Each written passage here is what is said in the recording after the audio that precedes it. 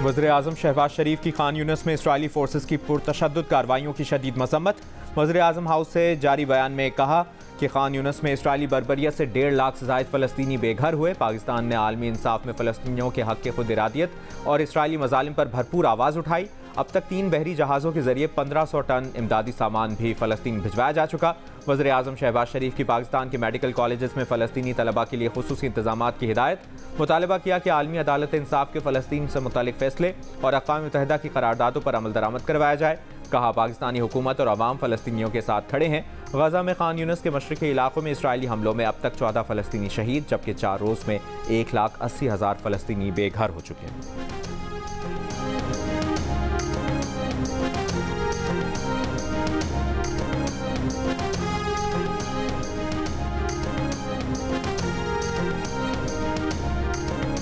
वज़ीर आला खैबर पख्तूनख्वा अली अमीन गंडापुर का कहना है कि इदारों से दरख्वास्त है कि वो न्यूट्रल हो जाएं। लोग ये समझ रहे हैं कि इनको हुकूमत में लाने वाले आप हैं। प्रेस कॉन्फ्रेंस में कहा कि इदारे इनसे अपने आप को लाताल्लुक़ करें, वरना इनके खिलाफ मजीद नफरतें फैलेंगी। अली अमीन गंडापुर का कहना था कि बिजली के मामले में अमीरों पर हाथ डाला जाए, गरीब कितनी बिजली चोरी कर लेगा। KPK का बजट टैक्स फ्री और फलाही है, आवाम को सोलर पैनल्स फराहम कर रहे हैं।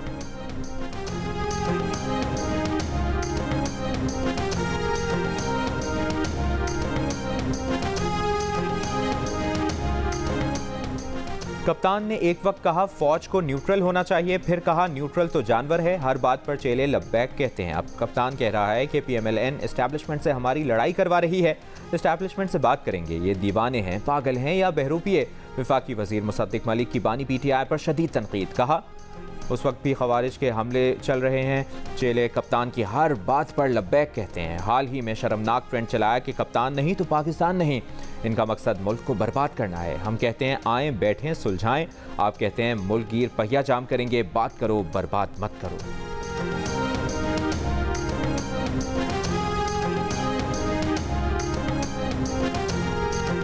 महंगाई और बिजली के बिलों में भारी टैक्सेस के खिलाफ जमात इस्लामी का रावलपिंडी के लियाकत बाग में धरने का दूसरा दिन। कल की निस्बत आज जुड़वा शहरों में मामलात ज़िंदगी बहाल।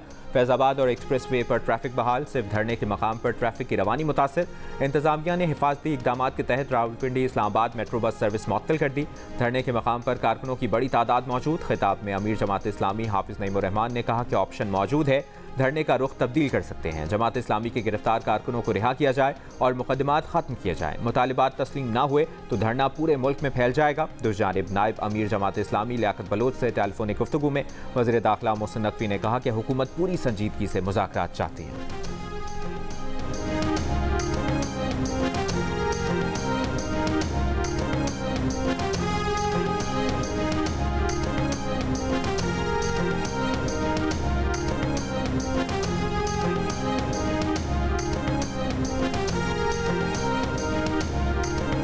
अवाम पाकिस्तान पार्टी के रहनुमा मिफ्ता इस्माइल का नेपरा से डिस्कोस की ओवर बिलिंग का नोटिस लेने का मुतालिबा। कहा बिजली के महकमे अवाम की खिदमत के लिए नहीं, हुकूमत के लिए चलते हैं। अवाम बिजली के बिलों से परेशान है। 12-12 घंटे बिजली नहीं, लेकिन बिल ज़्यादा भेजे जा रहे हैं। डिस्कोस ओवर बिलिंग को रोकें, बिजली की लोड शेडिंग कम की जाए। मजीद कहा कि इतवार को की इलेक्ट्रिक के दफ्तर पर अलामती धरना देंगे।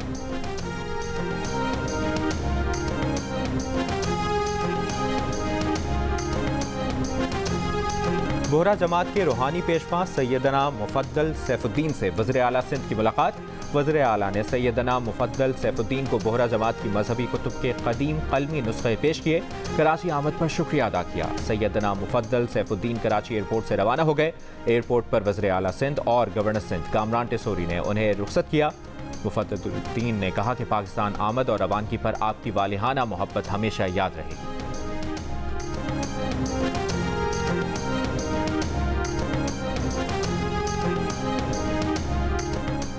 अमरीकी सदारती उम्मीदवार कैमला हैरिस की अपने नायब सदर के ओहदे के लिए रिटायर्ड एडमिरल विलियम मैक्रियन के नाम पर गौर। अमरीकी मीडिया के मुताबिक डेमोक्रेट नायब सदर की दौड़ में विलियम मैक्रियन, एरिज़ोना के सेनेटर मार्क केली, पेंसिल्वेनिया के गवर्नर जॉन शेप्रो और केंटकी के गवर्नर एंडी बिशर शामिल हैं।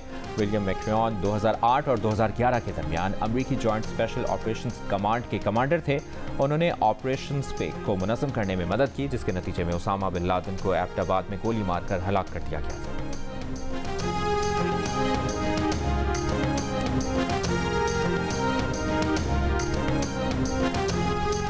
और खैबर पख्तूनख्वा में दूध के 93% नमूने गैर तसल्ली बख्श करार, सिर्फ 7% नमूने ही तसल्ली बख्श करार पाए। खैबर पख्तूनख्वा फूड अथॉरिटी की जानिब से मिल्क सैम्पलिंग ड्राइव के दौरान 3,23,000 लीटर दूध से 583 नमूने लेकर तजिया किया गया।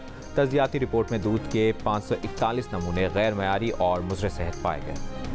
वज़ीर आला पंजाब मरियम नवाज से मोबाइल फ़ोन बनाने वाली कंपनी के पाकिस्तान में डिप्टी CEO की मुलाकात। पंजाब की डिजिटल ग्रोथ के लिए स्ट्रेटेजिक ताउन पर तबादला ख्याल। डिजिटलाइजेशन में कंपनी की तकनीकी महारत से फ़ायदा उठाने के लिए तजावीज़ और सिफारिशात का जायज़ा। नवाज शरीफ स्मार्ट सिटी समेत मुमकिन शोबों में ताउन पर गुफ्तगू। वज़ीर आला ने कहा कि हमारा विजन पंजाब को डिजिटल टेक्नोलॉजी हब में तब्दील करना है।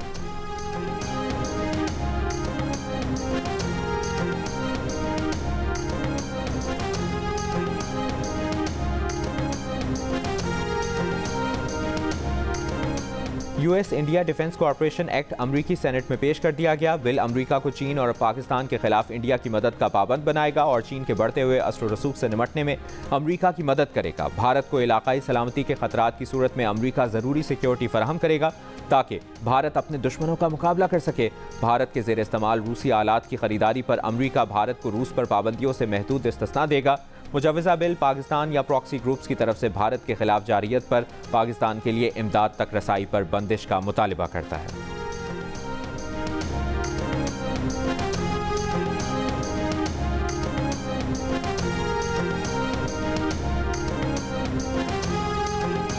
पाकिस्तान ने 26 जुलाई के भारतीय वज़ीर-ए-आज़म के पाकिस्तान मुखालिफ जंगजू बयान को मुस्तरद कर दिया। तर्जुमान दफ्तर ख़ारजा का कहना है कि भारत को गैर मुल्की इलाकों में टारगेटेड कत्ल, तख़रीबकारी और दहशतगर्दी को मुनज़्ज़म करने की अपनी मुहिम पर गौर करना चाहिए। ताकत का इजहार और जहालत इलाकाई अमन को नुकसान पहुँचाती है। पाकिस्तान जारियत के खिलाफ खुद मुख्तारी के तहफ़्फ़ुज़ के इरादे और सलाहियत में पुराज़्म है। इसकी मिसाल फरवरी 2019 में भारत की लापरवाह दरअंदाजी पर इसके मजबूत रद्द अमल से मिलती है।